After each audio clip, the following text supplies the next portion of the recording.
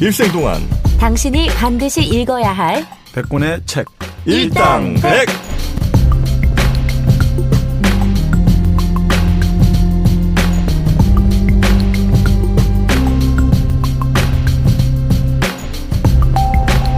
일생 동안 당신이 반드시 읽어야 될 100권의 책 일당백.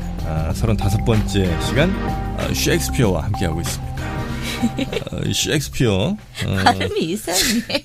어떻게 하는 게 정확한? 그러니까 우리 한글 표기는 여해서 셰익스피어잖아요. 네네. 거의 좀 빨리. 셰익스피어. 셰익스피어. 네. 셰익스피어. 셰익스피어. 섹스가 아니고요. 셰익스피어. 셰익스피어. 셰익스가 먼저다. 자, 로미오와 줄리엣. 이건 우리가 이제 영화가 워낙 유명해서. 그렇죠. 일단 저도 영화를 먼저 봤고요. 이 영화 자체를 번안한 영화도 많잖아요. 웨스트 사이드 스토리 같은 뮤지컬 영화도. 그게 로미오 줄리엣이군요. 뉴욕의 할렘가로 옮긴 거죠. 그다음에 뭐 무슨 로미오 이즈 블리딩인가 뭐 그런 맞아. 뭐 그런 영화도 있었던 것 같고 막 총질한 영화가 그 영화인가요? 그랬던 것 같은데요. 네. 이영걸 나온 거 아닙니까? 그것까지 모르겠습니다. 너무 안 어울리는데 로미오와 줄리엣과 이영걸을. 로미오 머스트 다이. 로미오 머스트 다이. 그게 이영걸이었죠. 로미오와 줄리엣의 일단 제일 많이 알려진 버전은 네. 그 남녀가 각각 다릅니다. 그러니까 옛날 영화에는 올리비아 하세가 유명하고 남자 배우는 누군지도 모르겠고. 그다음에 맞아. 레오나르도 디카프리오는 알겠는데 줄리엣은 또 모르겠고. 네. 맞아요. 너무 그래서 격차가 커. 그래서 로미오와 줄리엣 하면 그냥 동시대에 활동했던 배우가 아닌데 그렇지. 올리비아 스테와 레오나르도 디카프리오가 주인공이고 둘이었어야 돼. 심지어 누구야? 너무 웃겨. 어항에서 레오나르도 디카프리오 딱 나올 때 그 장면이 최고지. 그 좋은 장면에서 여배우가 뭐냐고. 클레어 데인즈 맞죠? 그 사람이. 예. 클레어 데인즈보다 레오나르도가 더 이뻐. 그렇게 배우 보는 눈이 없나? 미국 영화니까 우리가 막 얘기해도 되는 거예요. 그리고 클레어 데인즈는 나중에 진짜 심지어 나이 들고 나서는 완전 그때보다 훨씬 안 좋아졌어요. 얼굴 상태가 많이 안 좋아졌어. 외모 지상주의입니다, 정영진 씨. 우리 관객들이 공감을 해야 되니까. 하여튼 뭐 그런 이쁜 배우도 얼마나 많아요. 그러니까 나름 감독의 의도가 있었겠지. 줄리엣은 뭐 지금 말씀대로 올리비아 허시라든지 예전에 웨스트 사이드 스토리가 누구죠? 초원햇빛에 나온 웨스트 사이드 스토리면 저기 아니에요? 나탈리 우드. 나는 저기 얘기할 뻔했어. 유승준. 웨스트사이드 이거. 그런 게 있군요. 올리비아 하세가 너무 강력하죠. 로미오라는 게 결국 뭐 완전히 미남, 선녀의 대명사죠. 줄리엣이. 그렇죠. 예전에 좀 여담입니다만 예전에 동독과 서독이 나눠져 있었거든요. 근데 동독에 그 첩보부에서 서독에 이제 간첩을 넣어야 되잖아요. 공작을 해야 되는데 어떤 사람 민혁애가 아니고 미남기를 쓴 거예요. 그게 작전 로미오 아프레이션이에요. 로미오 작전이에요. 그걸 어떻게 하냐면 독신의 소독의 유명한 뭐 정치인이라든지 관료들의 비서, 독신인 비서들을 공략하는 거예요. 미남이. 그렇게 해서 그 비서와 딱 이제 어떤 관계를 맺게 되면 그 비서를 통해서 모든 정보를 그치. 그래서 아주 유명한 작전이 로미오 작전이었죠. 현명하네.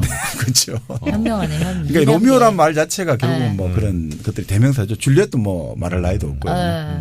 저는 약간 왜 옛날엔 하세가 이뻤고 로미오 다음 영화에서는 디카프리오가 이뻤느냐 이거를 제 나름대로 분석은 그 옛날에는 극장에 가는 사람들이 남자 위주고 남자가 돈을 다 냈어요. 근데 이제 90년대 이렇게 넘어오면서는 여성분들이 직접 지갑에서 돈을 열거든. 마치 그 남성용 야동에 남자 아저씨 완전 하레비처럼 나오고 여자는 되게 예쁜 젊은 여자가 나오는 거랑 비슷한 거예요. 그래야 완전 막 너무 잘난 사람이면 기분이 언짢으니까. 기분도 언짢고 나는 저렇게 안 될 것 같잖아. 근데 약간 조금 미흡하면 네. 나도 저 사람이 될 수도 있을 것 같고 네. 뭐 그런 느낌이 든단 말이에요. 네. 그러니까 그 현대 로미오와 줄리엣에서는 줄리엣이 조금 망가졌고 옛날 그 로미오 줄리엣에서는 줄리엣이 훨씬 더 낫었고 이런 차이가 있지 않나요? 네, 그걸 뭐 유식하게 좀 첨가해드리면 수용미학적 관점에서 수용자의 관점에서 바라본다 이렇게 할 수 있겠네요. 저렇게 한 단어만 되는데 뭐 수용미학적 관점이라고 알아들어 못 알아들어. 주저리 얘기를 해요.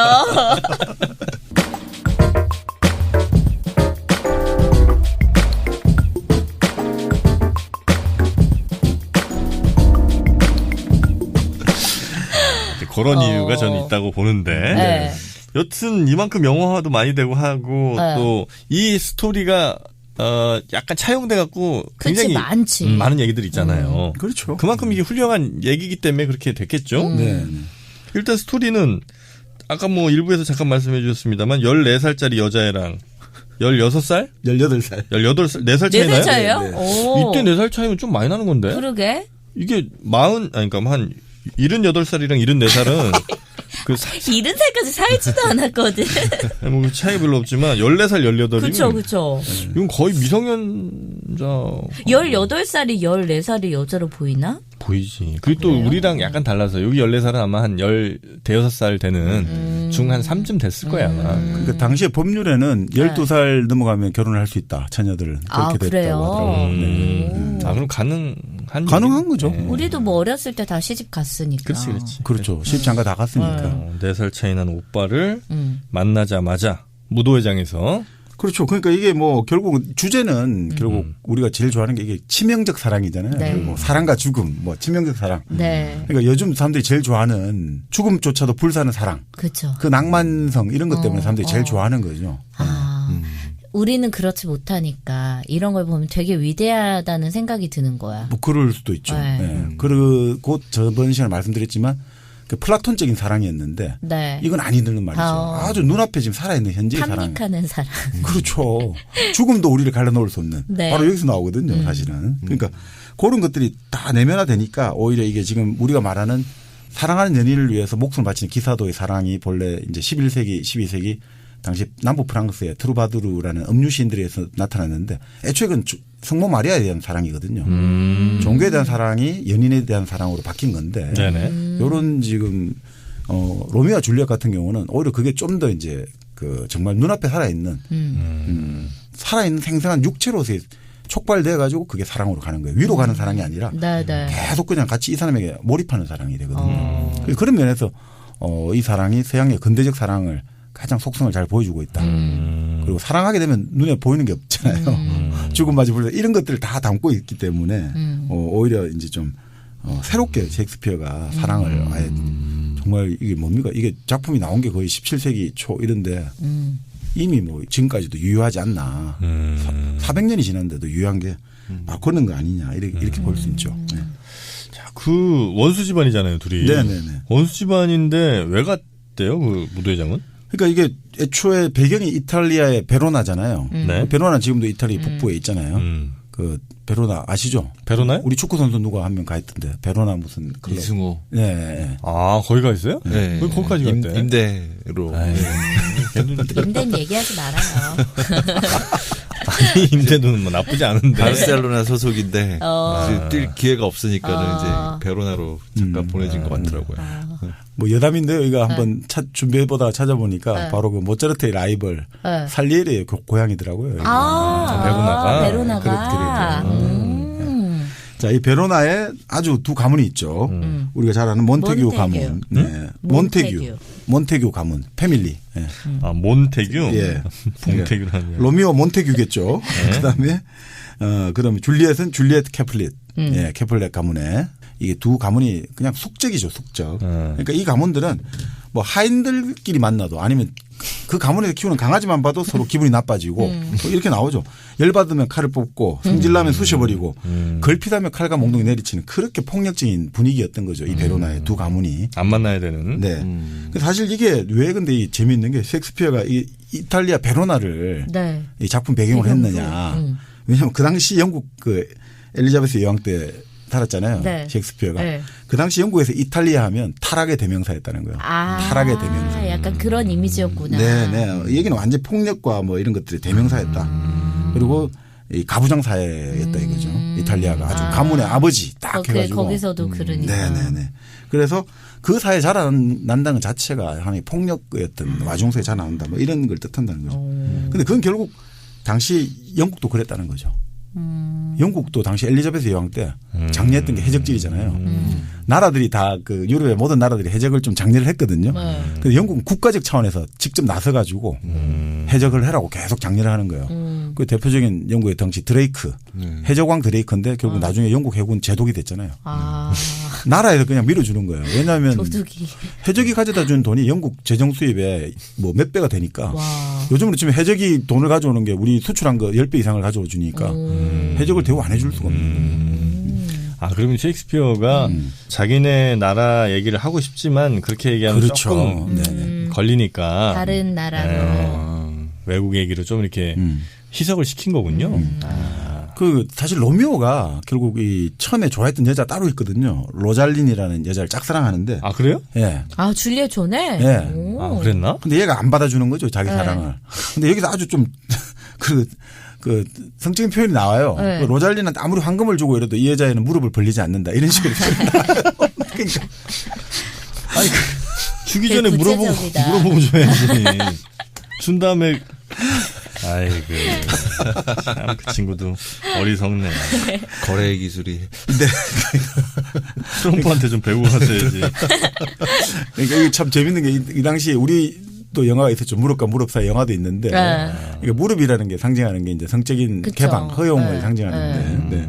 그래서 아무리 황금을 줘도 쟤는 무릎을 벌리지 않는다 뭐 이런 식으로 나오는데 자 그래서 이 로잘린이 바로 캐플렛 줄리엣의 집이죠. 거기서 네. 연애에 참석한다니까 자기 친구하고 가면을 쓰고 몰래 우리도 로잘린 보러 가자 이러던데. 원래는 딴 여자 때문에 간 거구나. 그렇죠. 자기가 초대받은 것도 아니고 당연히 초대받을 수 없죠. 그냥 몰래 가면을 쓰니까. 가면 쓰면 되잖아요. 가장 모델처럼. 그런데 거기서 로미오가 바로 운명의 여자 줄리엣을 발견하는 거죠. 그러면서 바로 로잘린은 바로 언제 봤는 듯이 순식간에 델리트 돼버리고. 무릎도 안 벌리는데 이제 포기한 거지. 근데 여기 재밌는 게 이렇게 여기서 처음 그런 대목 표현들이 나왔다는데 내 심장이 지금까지 사랑을 해본 적이 있었던가. 그러니까 이 사람은 심장을 처음 제시를 해요. 그런데 심장이 제시하는 건 피의 원천이잖아요. 그렇죠. 나중에 피를 상징한다 이렇게 나오긴 하는데 그때는 지금까지 내 눈이 멀 것 같다. 너무 아름다워 이렇게 보통 표현을 많이 했는데 셰익스피어는 심장을 딱 제시하거든요. 그만큼 육체성을 강조하는 거죠. 내 뭐 머리가 터진다 이런 말 안 해요. 내 심장이 그냥. 그 셰익스피어가 그 맥베스라는 희곡에서도 그런 걸 나오거든요. 맥베스가 마녀들을 만나니까 마녀들이 당신이 왕이 될 것이 하니까 내 심장이 내 갈비뼈를 두드리고 있다. 이런 식으로 나오거든요. 내 심장이 갈비뼈를 쳐내고 있다. 그만큼 내가 흥분하고 있다. 그러니까 이전의 작가들과 완전히 다른. 네, 그러니까 좀 더 이게 뭔가 살아있는 표현들을 확 쓰고 되는 거죠. 야, 그때 진짜 센세이션 했겠네요.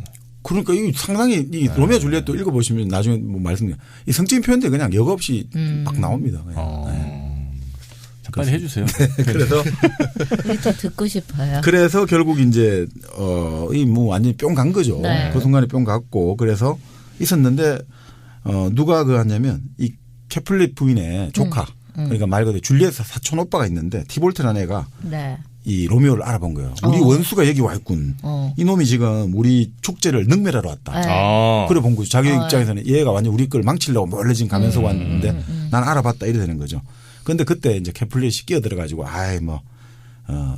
어린아들끼리 너무 하면 안 된다 이래가지고 캐플릿 가문에 끼어들어서 결국 이제 진정하라고 타이르고 결국 그 자리에서는 끝나가요. 근데 걸렸는데 그냥 살려주는 거군요. 그렇죠. 왜냐하면 여기서 이 손님이잖아요. 소란 일으키면 안 그렇죠. 되니까. 손님이 또 죽여버리면 이거는 또 어점을 남기니까. 애들도 어리고 하니까. 그렇죠. 그래서 이때를 틈타가지고 로미오는 줄리엣에 다가가가지고 입맞춤을 하는 거죠. 바로? 네. 입맞춤을 하는 게 아니라 손에 입맞춤을 하는 거죠. 손에. 근데 또 돼요. 줄리엣이. 그러니까 이게 좀 이해가 안 되는데 손에 입맞춤을 하는 로미오가 너무나 예의 바르고 경건하게 해가지고 감동을 받아가지고 내 입에도 맞춰라고 이렇게 이게 말이 되나요? 그러니까 손등에 입맞춤하는 게 너무 감동을 받았어요. 입술에도 허락하겠다. 바로 들어왔어야지. 뭘 손부다고 그래. 그래서 이제 로미오는 네. 이제 저 여자가 누구냐니까 그게 알고 보니까 캐플렛의 딸 줄리엣이다. 이걸 알게 되고 줄리엣은 또 유머로부터 바로 이게 우리 적의 아들 로미오다. 이렇게 된 거죠. 그 로미오는 그날 밤 집으로 가야 되는데 안 들어가고 몰래 이제 심야에 그 방 창문 아래 서는 거죠. 달빛 아래. 그래서 저 여자가 언제 이제 창밖으로 나올까 기다리고 있는데 줄리엣은 로미오가 아래 있는 것도 모르고 창문을 열고 로미오가 몬테규 아들이 아니었다면 하면서 로미오를 부르면서 로미오가 자기 이름을 부인하고 자기 이름을 그러니까 던져버리고 네. 자기 아버지의 존재를 부인한다면 내 모든 것, 내 자기 전체를 다 주겠다라고 독백을 하거든요. 네. 그 로미오가 그걸 듣고 나는 내 이름을 포기하겠다는 거예요. 내 이름을 포기하겠다. 로미오의 이름을 포기하고 나는 모든 걸 다 너와 함께 하겠다. 이렇게 되는 거예요. 이름 포기할게. 눈에 멀어가지고 지금 빨리. 그래서 줄리엣은 이제 로미오에게 서로 이제 결혼하자. 다음날 아침 사람을 보냈더니 바로 결혼식 할지 알려달라. 그러니까 본지 몇 시간이죠. 그러니까 지금 이만에 지금 결혼하기로 다 결정하고 네. 다 그거 된 거예요. 그래서 로미오가 이제 고해 수사라고 하죠. 고해 성사하는 수사한테 가서 결혼식을 당신이 좀 맡아달라 하고 다 하기로 한 거예요. 그래서 다음날 로미오는 줄리엣의 메시지를 그 유모가 가져온 거죠. 네. 그래서 오늘 오후에 가서 우리 고해 성사하고 결혼식 올리자. 네. 딱 그렇게 하기로 하고 예정된 시간에 결혼식을 올린 뒤 줄리엣은 이제 집으로 가는 거죠. 아, 결혼식 올리고? 네, 올렸어요. 근데 그날 밤 다시 정원에서 만나기로 하는데 문제가 이제 이 로미오 친구가 캐플릭 가면 일행하고 마주치는 거예요. 그 아까 줄리엣 사촌 오빠 티볼트. 근데 티볼트가 로미오 친구들한테 에이 로미오 그 나쁜 새끼 막 하는 거예요. 멍멍이라고 막 욕을 하니까 이 친구 욕을 하는 거 들을 수 없다 해가지고 이 티볼트하고 결투를 하는 거죠. 자 그러니까 로미오가 싸움을 해결하려고 좀 중지하려고 노력했지만 결국 됩니까? 근데 친구가 티볼트하고 둘이 싸움하다 티볼트가 로미오 친구를 죽이는 거예요. 네. 그러니까 로미오 흥분해가 또 줄리엣 오빠를 죽여버린 거예요. 그러니까 이게 진짜 지금 이게 머리가 아프게 됐잖아요. 자기가 사랑하는 여인의 사촌 오빠를 죽이게 되고 이래 되니까 살인죄를 저질렀잖아요. 네. 그러니까 이 베로나에 군주가 있을 거 아니에요. 왕이 있을 거잖아요. 그래서 캐플릭 가문은 저놈을 살인자로 처벌을 해달라 그러고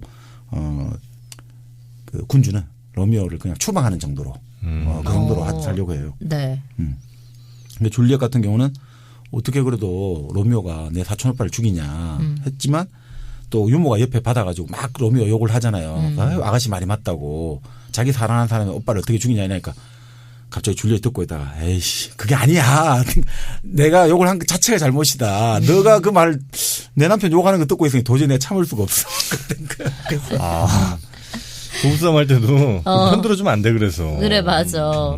그리고 이게 내가 욕하는 건 괜찮은데 다른 사람이 내 남편 욕하면 또 기분이 묘하게 나쁘지. 그렇죠. 네. 그러니까 그렇죠. 나야 맨날 욕을 해서 그렇죠. 그러니까 자기가 처음에는 로미오를 원망하다가 아유 우리 사촌 오빠 대신 우리 남편이 살아줘서 너무 고맙고 감사한 일이야 이렇게 또 그러니까 정말 사랑 앞에는 혈육이 필요 없는 거죠. 그렇게 하면서 오히려 추방된 게 더 가슴 아프다 이거지. 자기 사촌 오빠 죽은 것보다. 자 결국 그래서 로미오는 이거 어떻게 해야 되지 하면서 일단 수사에게 그 아까 말한 고해 결혼식을 주관한 수사에게 도망을 와 있는데 그 수사가 꾀를 내주는 거예요. 그러면 일단 내가 적당한 때 두 사람 결혼했다는 거를 많은 사람들에게 공표할 테니까 일단은 둘이 그 이별을 네가 고하고 일단 네가 만투하라 다른 도시로 떠나라 이렇게 말을 하거든요. 근데 이제 로미오 같은 경우는 이 사랑하는 여자가 없으면 이건 지옥이다. 사랑하는 그녀가 있으면 아무리 험한 곳이라도 천국이고 뭐 이렇게 되는 거죠. 그래서 뭐 정말 이 추방 당하는 것 자체가 나한테는 죽음이다. 뭐 이렇게 괴로워하고 있는데 그때 캐플렛은 이제 딸 줄리엣을 결혼할 생각, 이제 결혼시킬 생각하는 거죠. 그래서 베로나의 군주 친척 그 파리스 백작으로 나오는데 땅이 많거든요. 땅이 많아. 그러니까 이 파리스 백작한테 보내야겠다 생각하니까 문제는 이게 참 이 말을 할 수가 없잖아요. 줄리엣 입장에서는 사실 나 로미오하고 결혼했어요. 말하면 부모가 당장 이 배신감에 또 남편 로미오를 잡아가 죽일 수 있으니까 말도 못하고 일단 좀 시간을 버려야겠다 해가지고 한 달만 기다려달라. 일주일만 기다려달라. 근데 답이 없잖아요. 그래서 다시 역시 힘들 때는 또 종교, 신부님, 수사에 찾아가는 거예요. 어떻게 하면 좋겠냐. 그러면서 이 수사한테 가서 이런 이야기를 하는 거예요. 나는 만약에 다른 사람하고 결혼을 강요해가 한다면 난 목숨을 끊으겠다 이렇게 이야기하거든요. 그래서 수사가 이런 이야기를 하는 거죠. 그러면 내가 꾀를 하나 낼게 해가지고 작은 약병을 하나 줘요. 그 약을 먹어라.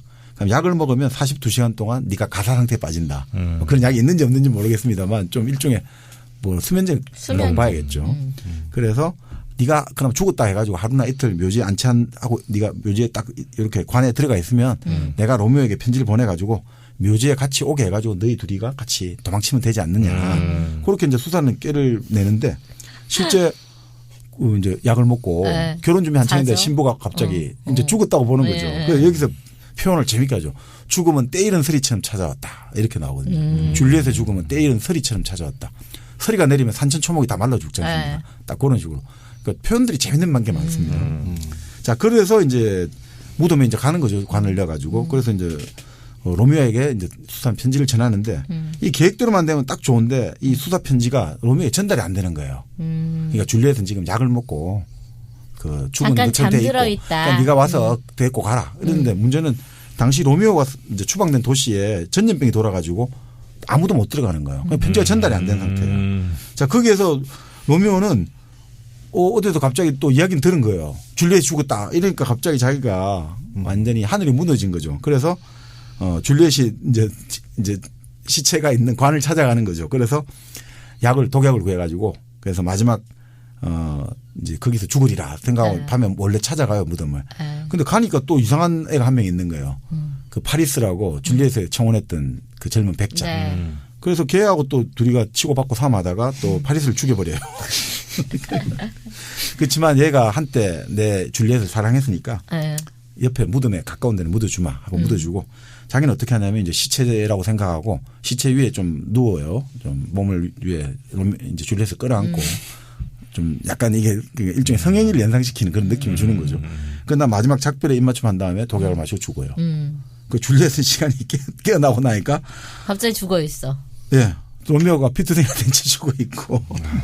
아니, 그래가지고 결국 이제 죽어 있는 로미오를 발견하게 되고. 네. 그러니까 어떻게 됩니까? 자기도 칼로 찔러 죽는. 독약을 이제 따지 먹으려고 했는데 독약이 텅 비어 있는 거죠. 그래서 결국은 로미오의 당금을 집어들고 자기 심장에 깊숙이 찔러버리는 거죠. 그래서 이 사람들을 이제 모든 사람의 시체가 또 됐잖아요. 그러니까 주로 다 시체되는 걸. 떼죽음을 좋아해 셰익스피어는. 그래서 이제 두 가문 사람들이 다 무덤에 직결한 거죠. 몬테규, 캐플리 직결하니까 이제 수사가 이야기를 해주는 거죠. 그러니까 두 가문의 아버지들이 이제 부끄럽다. 그래서 우리 아들 이제 우리가 정화 반목에 종집을 찍고 나는 이제 황금비를 세워서 이 둘의 사랑을 영원히 기억하리라. 그렇게 서로 그럼 나도 돈을 더 내가지고 하겠다. 이래가지고 영원히 기억한다. 이런 식으로 이제 이야기가 끝나죠. 네.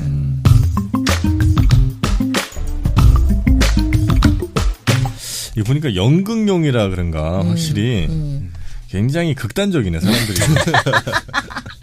네, 일단은 죽어야 돼. 누구 하나는 무조건 죽어야 돼.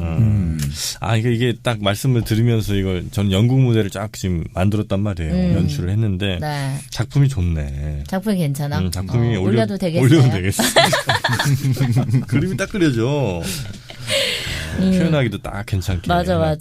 그러니까 이게 보면 여기서 일종의 섹스라든지 폭력이 아주 비슷한 느낌 많이 주는 거죠. 칼로 찌른다. 그러니까 그쵸. 나중에 이 마지막 장면에 그런 이야기예요. 로미오의 그 당금을 꺼내잖아요. 나는 당신의 칼집이에요. 이런 말을 해요. 줄리엣이 나는 당신의 칼집이에요. 이런 말을 해요. 당신은 칼이고. 나는 칼집이다.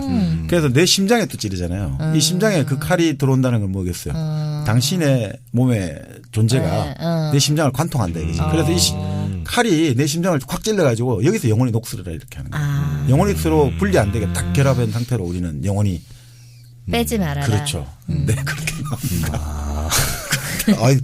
해석들이 참 잘하십니다. 칼집. 아니 칼집이 원래 이거 맞는지 모르겠는데 그 로마에서 바기나인가 그랬대요. 바기나. 네네네. 칼집을 이르는 말이 바기나였대. 그 로마 왜 저 약간 단검 같은 거 있잖아요. 네네네. 그 로마 군인들이 하고 다니는 네네네. 그 클라우디스인가 뭐 클라우디우스인가 하여튼 그런 칼 이름이 있는데 글라디우스인가? 예. 거기 이제 칼 이름이고 그 칼집 이름이 바기나였는데 지금은 이제 그게 버자이나로 여자의 그 질을 의미하는 말로.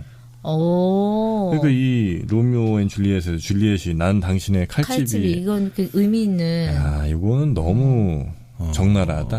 진짜 그렇네. 우리나라 영화에도 더 좀 적나라하게 났죠. 나쁜 놈들의 전성시대인가 그 영화 보면. 뭐라고 나오죠? 놈놈놈이요? 아니 나쁜 놈들의 전성시대라고. 그런 영화가 하정우 있어요? 나오고. 그러니까 그게 최민식하고 범죄와의 전쟁. 그렇죠. 원래 아주 야한 대목이 나오죠. 뭐예요? 살아있네? 살아있네? 아니 그 왜죠? 뭐죠? 거기도 나오잖아요. 뭐 뭐라고요? X집 하잖아요. 여자 사장이 니 뭐가 이러잖아요. 내가 니 XGB가 이렇게 얘기하는 건가 보죠? 아니 이 얘가 니 X집이냐 이렇게 나오잖아요. 케이블에서 봐가지고 케이블을 요즘엔 띠띠. 네. 그런 거 다 풀어주세요. 규제. 담배 피는 것도 막 블러 처리하고 안 하고. 하여튼 칼집이라고 스스로 얘기를 했군요. 네. 그러니까 상당히 좀 결말까지도 에로틱하잖아요. 그렇네. 지금 보세요. 이게 뭐 둘이가 만나가지고 몇 시간 만에 거의 혼인 약속을 하고 거의 거사를 치르고 그다음에 죽을 때까지도 결국 이 로미오의 칼로 자기 심장을 찌른 다음에 영원히 여기서 나 녹슬게 해라. 이런 식으로 하고 영원히 우리는 분리되면 안 된다. 이런 식이고. 그러니까 상당히 이게 이 연극으로 무대에 올리고 나서도 그만큼 엄청나게 인기를 끌었다는 거예요. 네. 그 칼로 흥한 자 칼로 망하리라 해서 칼 앞에 칼이랑 뒤에 칼이 다르다는 얘기가 있어요. 앞에 칼은 진짜 칼이고 뒤에 칼은 다른 칼이다. 그래서 항상 그렇게 전쟁에 승리하고 나면 그걸 조심해야 된다. 뒤에 이런 얘기가 있습니다. 그러니까 이게 사실은 당시 이제 줄리엣은 일종의 어떻게 보면 춘향이라고 우리가 생각하잖아요. 왜냐하면 우리나라의 춘향전이랑 제일 많이 비교를 그렇죠. 하죠. 이게. 나이대도 비슷하지 않나요? 춘향은 방년 16, 그죠. 28청춘이니까 16이고 여기 14이고 그리고 과감하잖아요. 춘향도 사실 보면 이몽룡하고 바로 딱 결혼 약속 얻어내고 그쵸. 그 바로 딱 그냥 딱 그 성생활을 바로 시작하잖아요. 그러니까 이 대단한 거죠. 그러니까 결혼하지 않은 상태에서 약혼 상태 정도. 그러니까 예전에는 말이 제일 중요하잖아요. 지금 우리가 막 문서 쓰고 하지만 예전에는 말을 한번 내뱉으면 그걸로 끝이다 이거죠. 참 중요하게 생각했잖아요. 특히나 양반 사대부들이라고 할 때 위정자의 말이라는 것은 이거는 금보다 황금보다 더 귀하다 이런 거죠. 맞아. 그래서 아마 영어 표현에도 뭐 I'll give you my words인가 뭐 그래요. 내 뭐 직역하면 내 단어, 내 말을 너에게 주겠다 이렇게 하면 그거는 진짜 내가 보증한다 아니면 뭐 죽어도 내가 이건 지킨다 이런 의미로 많이 쓰거든요. I'll promise you 뭐 이런 것보다 더 강한 뜻으로 쓰이기도 하죠. 내 말을 준다 이렇게. 역시 또 해외파예요 내가. 몇 년? 2년? 하지 마. 너 안 가봤잖아. 구체적 기간 얘기하지 말아요. 알았어요. 그러니까 사실 춘향이처럼 춘향이도 이제 결국 정말 중세 사회의 신분제도 이 불합리한 신분제도 차별 이거를 온몸으로 거부한 사람이잖아요. 저항하고 마찬가지로 지금 줄리엣도 저부하고 거항하잖아요. 그때는 여성들 저부하고 거항하는 건 아니고요. 네. 거부하고 저항하겠죠. 말이 막 꼬이네요. 저부하고 거항한다니. 날카로웠어요, 정영진 씨? 이런 건 바로 잡아내야 돼 우리가. 흠집내게 해야 돼요. 그렇죠. 여성은 아주 순종적인 존재고 아버지에 의해 가지고 하나의 어떤 좀 수단이잖아요. 정략 결혼의 대상인데. 근데 줄리엣은 반항하는 거잖아요. 아니요, 나는 그럴 수 없다. 그리고 로미오에게도 요구하잖아요. 너 이름을 버려라. 그래. 너희 아버지를 잊어라. 네가 버려라 하네. 남자보고. 그렇죠. 그러니까 사실은 예전에 중세 유럽 같은 경우도 귀족 계층의 결혼 같은 경우는 국가적인 관심사란 말이죠. 네. 함부로 하면 안 되잖아요. 함부로 했다가는 잘못돼가 유럽 가문끼리 결혼하면 왕권을 위협할 수 있고 여러 가지 있기 때문에 국가에서 상당히 통제를 하고 이런 대상이고 단순한 이게 하나의 사적인 영역이 아니었다 이거죠. 그런데 지금 줄리엣은 용감하게 나의 사랑은 나의 것이지 그것은 누구의 것도 아니다. 그래서 사실 이게 근대적인 인간형을 그리고 있다는 거죠. 우리가 20세기 우리 문학도 처음 시작할 때 무정에서 자유연애라는 게 나오잖아요. 자유연애라는 게 그냥 무조건 우리가 그냥 돈 많고 시간 많은 사람들이 재밌게 하는 게 아니고 내가 자각을 하는 거죠. 내가 집안의 누구가 아니라 나는 내 개인 누구로서 내가 가장 좋아하고 사랑하는 사람과 살 권리가 있다. 이걸로 시작하는 거거든요. 그러니까 기존의 관습이라든지 네. 신분 이런 거 다 벗어나고. 야, 근데 그 중세에 이름을 버린다는 거는 그 성을 버리라는 거는 네. 생계 수단 뭐 이런 걸 완전히 다 포기하는 거잖아요, 그죠? 그렇죠. 그런데도 불구하고 이제 바로 자유 의지를 가지고 이걸 버리고 그 대신 누가 있는 내가 있지 않느냐 이거죠. 당신은 아버지를 버리고 나를 얻으라 이거죠. 이게 근대적 개인은 그렇게 시작하는 거잖아요. 가문에서 매여 있는 게 아니라 내 자체로 이제 두 발로 서야 되는 거죠. 우리 인디비주얼 하는 게 있잖아요. 다 나누고 가져가지고도 딱 더 이상 나눌 수 없는 게 바로 내 개인. 개인이잖아요. 인디비주얼이 그런 뜻이군요. 네. 디바이드 할 수 없는 것들. 그게 바로 개인인 거죠. 가족에도 디바이드 되잖아요. 근데 내한테 딱 들어왔을 때 나를 더 이상 쪼개기는 물론 요즘은 뭐 또 분인이라는 말을 써요. 요즘 일본 소설가가. 내 안에도 뭐요? 수많은 내가 있다. 그래서 분인이라는 말을 쓰긴 하는데 어떻든 현재로서는 지금 우리 개인이라고 할 때 그런 의미에서 자기 자유 의지를 갖고 네네네. 그리고 사랑도 선택하고 죽음도 선택하겠다. 이런 것들을 의미해서. 그러니까 이게 뭔지 모르지만 사람들을 움직였던 거는 그런 거겠죠. 다가올 근대 사회가 이렇게 움직여 갈 거다라는 것들을 사람들이 느끼니까 열광하게 된 거겠죠. 자, 로미오와 줄리엣 같은 사랑이 요즘에 오히려 더 없어졌어요. 없어. 요즘은 진짜 없죠. 뭐 진짜 아주 없진 않겠지만 여튼 정말 보기가 힘들어졌어요. 클럽 말고는 보기가 힘들어요. 막 이게 무슨 뭐 각종 도덕관념이니 뭐 관습이니 아니면 사람들의 시선이 좀 별걸 다 신경 쓰고 하느라고 진짜 사랑을 우리가 잊고 있어요. 그렇죠. 조건이라든지. 제 친구는 클럽에서 만나서 결혼까지 한 친구가 있어요. 그런 경우가 잘 살고 있습니다. 있긴 있더라고요. 그래서 그 결혼식도 클럽 있는 호텔에서 하잖아. 호텔에서 하더라고요. 근데 좀 그런 분들을 비하하는 건 아니지만 클럽에서 만났어도 보통 잘 얘기 안 하잖아요. 어떻게 만났어? 이러면은 클럽에서 만났다고 얘기 잘 안 하고 결혼해도 뭐 소개팅했어. 1년 지나서 얘기 들었어요. 바로 그렇게 우리 클럽에서 만나서 결혼해서 이러지는 않는단 말이야. 그런 걸 버려야 된다는 거예요. 클럽에서 만났어. 뭐 어때? 어떻게 만나는 게 뭐가 중요해? 그렇죠. 잘 살면 되는 거지. 잘 살아요, 그 친구. 네. 클럽에서 만났든 뭐 어디야 그 무슨 종로에 있는 무슨 공원에서 만났든 뭐 둘이 서로 좋아하면 되는 거죠. 그렇죠. 셰익스피어 희곡에도 그런 제목의 작품이 있는 걸로 알고 있습니다. 끝이 좋은 모든 게 다 좋다. 아 그래요? 네, 그런 제목의 작품이. 이런 셰익스피어 작품 중에 이런 사랑 어쨌든 보면 이건 좀 사랑 이야기에 네네. 가깝잖아요. 이런 게 또 있어요? 로미오와 줄리엣 말고? 비극 말고 희극은 많죠. 비극도 뭐 가지만 워낙 이제 대표적인 게 로미오와 줄리엣이니까 네네. 우리가 뭐 다른 사랑의 이야기들. 그러니까 사실은 지금 남녀의 문제만 했지만 리오 왕 같은 경우는 이제 부녀의 사랑, 가족의 사랑 그것도 나오고요. 리오 왕이요? 네, 딸과 아버지의 사랑. 딸과 아빠가 에이 그런 쪽으로 가지 말고 진정한 트루러브. 트루러브. 근데 사실 이게 재미있는 게 이 셰익스피어의 작품은 근대적인 어떤 모습을 보여주고 있는데 셰익스피어 자체는 있잖아요. 상당히 근대가 내세운 감각을 되게 싫어했거든요. 아 그래요? 왜요? 우리가 예전에 한번 제가 불금쇼 가서 그때 한번 그 이야기를 드린 것 같은데 근대라는 것은 시각 위주의 사회라고 했지 않습니까? 네. 그러니까 근대가 시작된 게 제일 먼저 뭡니까? 우리가 데카르트로 시작하잖아요. 네. 나는 생각한다. 나는 존재한다. 그럼 제일 중요한 게 나잖아요. 보여야 되니까. 예, 그렇죠. 그리고 생각이 더 중요하죠. 네. 생각하기 때문에 존재하는 거죠. 그러니까 정신, 관념이 육체, 몸보다 더 중요해지는 거죠. 그러면 언어라든지 논리 이런 우리가 생각하는 언어나 논리가 우리가 이제 직접 느끼는 감각보다 더 중요하다라고 되잖아요. 네. 그 다음에 중요한 게 그러면 이 정신이나 관념이 중요하게 되고 그러면서 그 정신이나 관념을 가지고 있는 나가 중요하게 되죠. 나는 생각한다. 고로 나는 존재한다.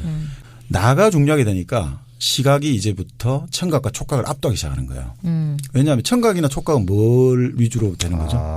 청각은 누군가 대상이 있어 갖고 그 대상의 소리를 내가 이해를 해야 되죠. 그렇죠. 촉각은 그 대상을 내가 만져야 되잖아요. 시각은 내가 주인이죠. 내가 보는 거예요. 그래서 그 전에 중세에서는 시각이 그렇게 인정을 안 했거든요. 제가 예전에 한번 중세시대 때 인물도를 그릴 때 머리의 크기는 얼굴의 크기는 반드시 13분의 1을 약속을 지켜야 되거든요. 아, 그래요? 예, 그런 식의. 그래서 좀 기괴한 그림들이 많잖아요.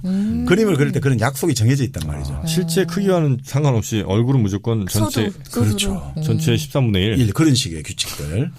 그랬는데 바로 중세시대에 이제 중세가 끝나고 르네상스가 되면서 만들어진 게 나오게 된 게 원근법인 거죠.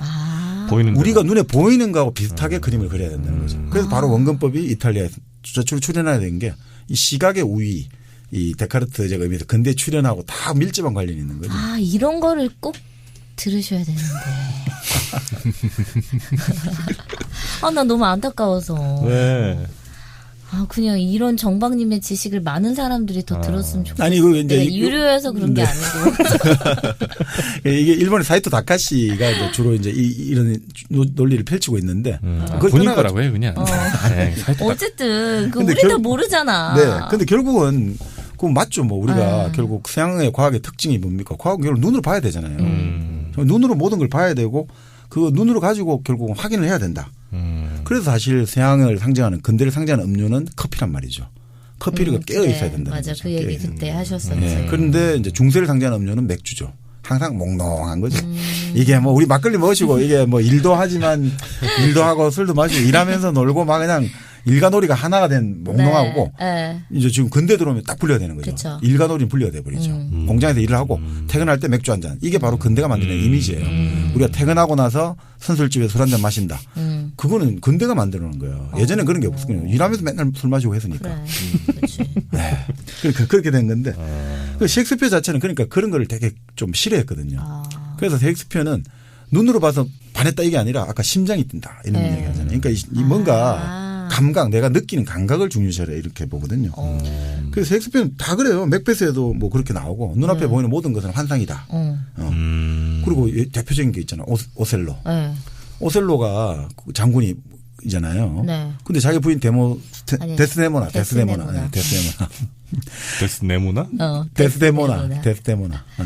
근데 거기를 자기 부하하고 그러니까 눈으로 보고 오해를 하는 거예요, 오히려. 부하가 자리를 잘려가지고 자리를 부탁하러 부인한테 부탁하러 말아왔는데 바람 피는 거라 생각하죠. 옆에서 이하고가 간사하게 이간질을 하니까 자기 눈으로 직접 보고 그러니까 맞네. 저놈하고 지금 우리 부인하고 지금 뭔가 관계를 가졌구나. 그러니까 눈으로 보면서 더 위험하다는 거죠. 그래서 이제 그런 것들. 그러니까 셰익스피어는 기본적으로 뭔가 근대적인 감각, 앞으로 시각이 모든 거를 지배하고 압도한다 이런 거에 대해서 상당한 거부감을 좀 가지고 있지 않았을까. 그래서 이런 것들 어떤 심장이 뛴다라든지 어떤 눈에 어떤 믿는다 이런 걸 믿지 말고 심장이 뛰고 그러니까 피가 격렬하게 솟아오르고 그리고 이게 구체적인 어떤 접촉이 있죠. 그래서 여기도 그래 나와요. 로미오와 줄리엣 보면 그 이전에는 보면 플라톤 같은 경우는 동굴에 갇혀 있다가 저 햇빛을 보고 우리가 진리의 세계를 봐야 된다 이러잖아요. 이데아의 세계는 환하다고 나오잖아요. 근데 로미오와 줄리엣 보면 줄리엣이 기도를 하거든요. 밤이여 어서 오라. 이 밤에 어둠의 커튼으로 우리의 사랑을 지켜다오. 이렇게 나오거든요. 이 셰익스피어 같은 경우는 이 밤이라든지 어둠의 세계가 사실은 사람을 어떤 생명력이라든지 감성을 고양시키고 오히려 어떤 새 생명이 잉태되는.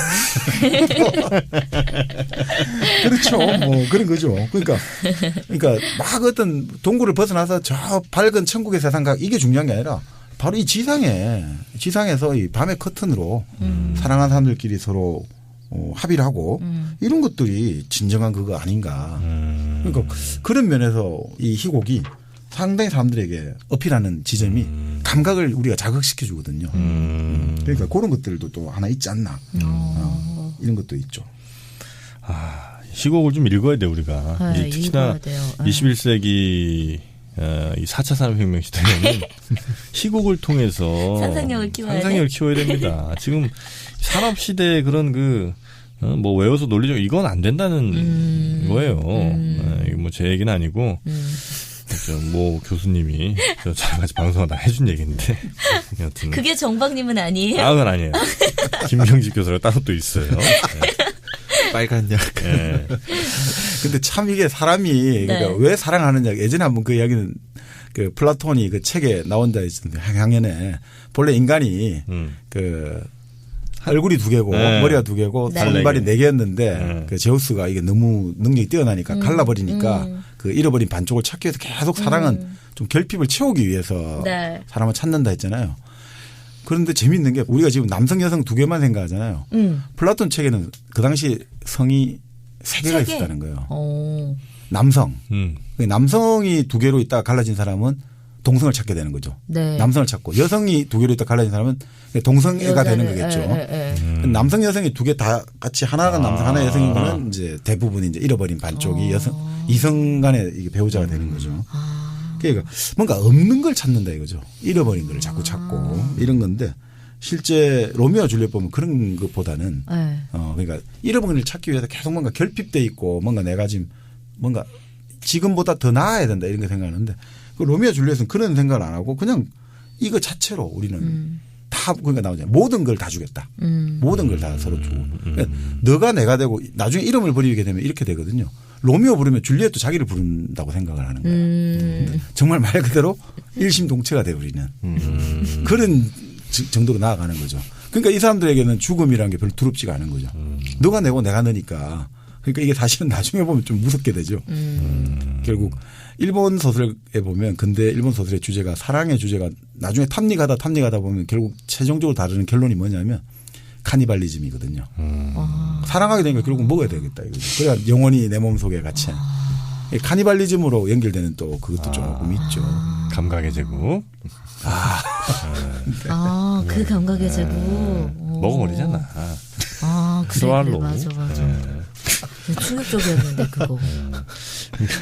근데 그 마음이 어떤지 대충 이해는 제가 합니다만 그러면 안 됩니다.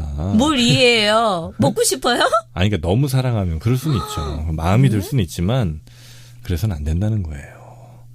근데 또 죽었어.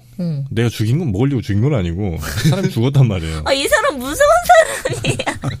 근데 그런 일들이 있어요. 죽었는데 어차피 죽은 사람의 뭐 일부분을 내가 영원히 내 몸에 담아두고 싶다 이런 느낌으로 이제 먹는다면 그거를 또 그렇게 막 비난하기 쉽지 않지. 그 최인훈 소설에 보면 우리 광장의 소설가 최인훈 소설에 보면 그 크리스마스 캐롤 연작 중에 이런 게 있어요. 어떤 독실한 성경을 읽는 할머니가 있는데 그 할머니 정말 성경책을 항상 무릎에 놓고 있는 거예요. 그래서 얼마나 독실하면 평생을 저렇게 성경을 읽을까 뭐 그렇게 했는데 나중에 알고 보니까 그 성경의 가죽 표지가 남편의 피부를 가지고 덮은 거다. 네. 그 같이 있고 싶어서. 네. 그런 이야기도 나오죠. 예를 들어 그게 본인이 싫겠냐고. 야 봐봐요. 이 정민호가 죽었어. 근데 정민호 남편이 네 진짜 난 죽을 때까지 정민호를 기억하면서 난 남은 평생 살겠어 이러면서 뭐 등가죽 조금을 내 지갑으로 만들어서 평생 들고 다닌다고 해봐. 그게 과연 싫은 일일까? 난 어차피 죽어서 뭐 고통스러울 것도 없고. 아니면 결국 그런 것들이 결국 우리가 그 이집트의 파라오부터 시작해서 저 소련의 레닌을 방부 처리하고 북한에도 지금 김일성, 김정일 그렇게 하듯이 그런 욕구들인 거죠. 영생불멸이라고 해야 되나 그런 것들이. 사진 찍어서 평생 사진 들고 다니면 되잖아. 그 느낌이랑은 달라요. 혹시 정영진 씨 저 지갑이.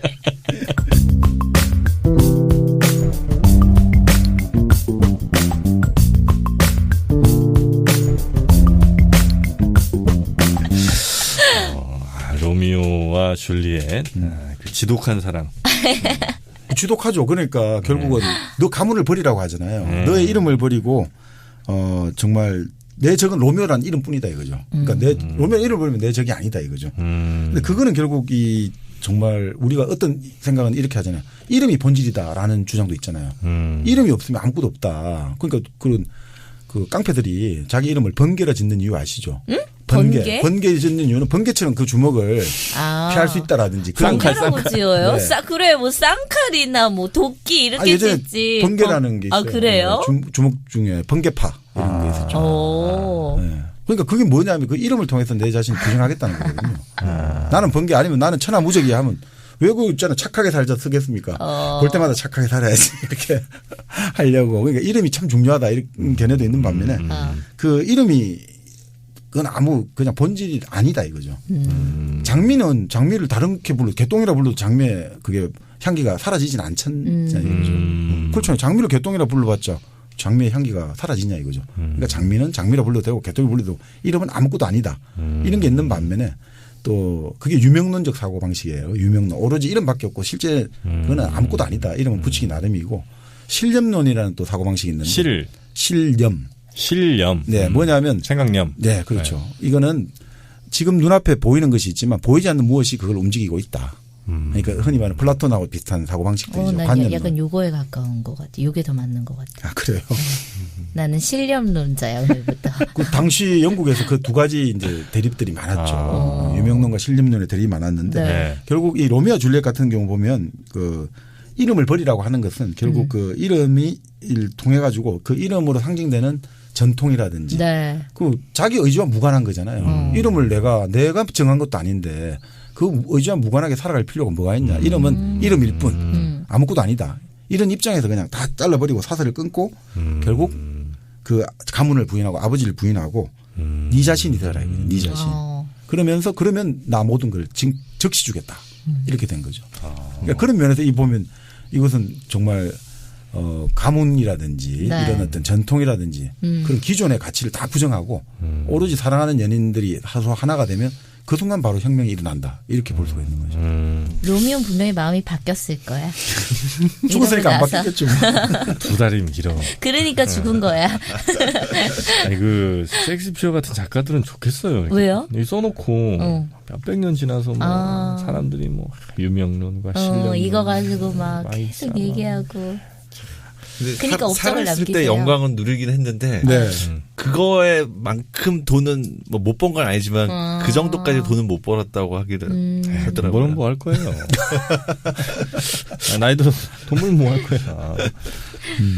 알겠습니다. 셰익스피어의 네. 햄릿과 로미오와 줄리엣. 햄릿과 로미오와 줄리엣 이렇게 하니까 셋이 꼭 같이 등장인물 한 것 같네. 햄릿. 그리고 로미오와 줄리엣. 네, 저희가 두 권을 좀 살펴봤는데. 그거 새롭게 재밌겠는데 왜? 햄릿과 그걸로 로미오와 새로운 희곡 하나 쓰세요, 정영진 씨. 로미오와 줄리엣 사랑하는데 햄릿이 껴들어. 오피리아는 어떻게 되고요? 오피리아도 이제 네 명 같이 이제 사학관계 되는 거죠. 그래서 할 거냐 말 거냐 이것이 문제로다. 스와핑 할 거냐 말 거냐. 참고로. 네. 영화 중에 네. 그 셰익스피어 원작인데 제목이 틀려가지고 이게 저같이 이제 셰익스피어를 잘 안 읽었던 사람들이나 내용을 모르는 사람이 할 만한 영화들이 있더라고요. 알려주세요. 그 원제는 My Own Private Idaho라고 우리나라에서는 아이다호라고. 아이다호. 내 마음의 아이다호. 네. 그 키아누 립스랑 리버 피닉스 나왔던 영화인데 원작이 뭐예요? 그게 헨리 4세를 기반으로 해서 만들어진 거라고 그러더라고요. 헨리 4세도 셰익스피어가 썼어요? 예, 그래도 있대요. 왜 이렇게 쓴 게 많아? 예, 그게 있고. 아이다호가 뭐예요? 미국의 주 이름이 아이다호잖아요. 예. 아이다호 주가 있잖아요. 예. 미국 살다 왔다면서. 이거 시골은 잘 몰라. 이게 오데오 그 밑에 그쪽에 아이다호 중부죠. 예. 감독은 구스반 산트라고. 그 유명한 영화죠, 진짜. 구딜 헌팅 만들었던 감독. 아이다호. 네. 아이다호 그래. 뭐 호수 이름인 줄 알았어. 아이다호. 아이다요. 그리고 발음이 아이다요. 그 일본 감독인데 구로자 아키라가 맞아. 거미집의 성이라는 영화는 이제 맥베스 기반으로 해서 만들었고 란이라는 영화가 있었는데 그거 그게 유명하죠. 네, 란? 네. 리어왕을 난리.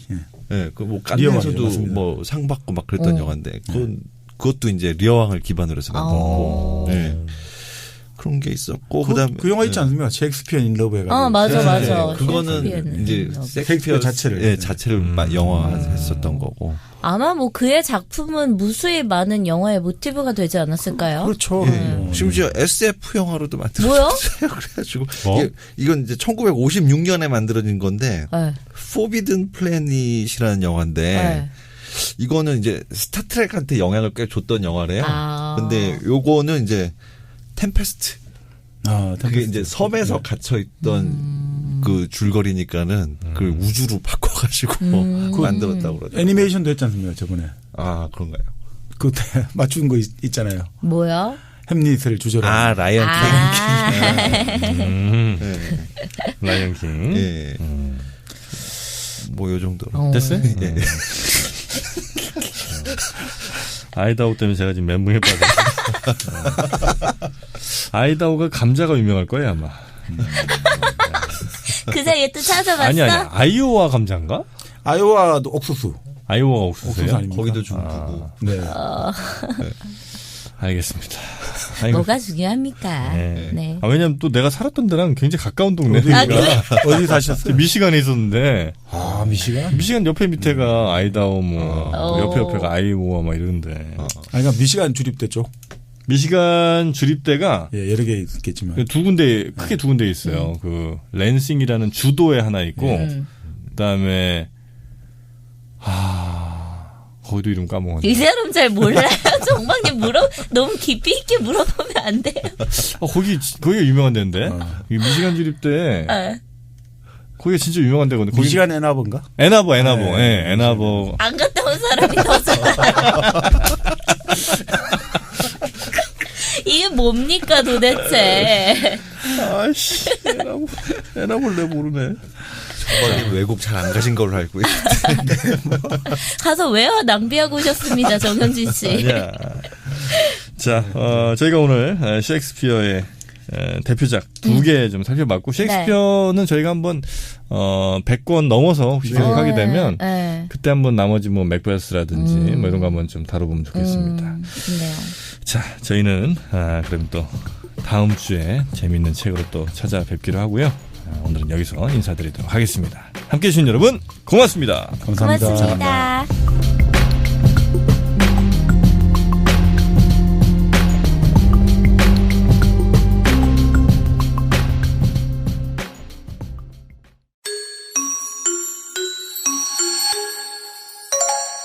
위드팟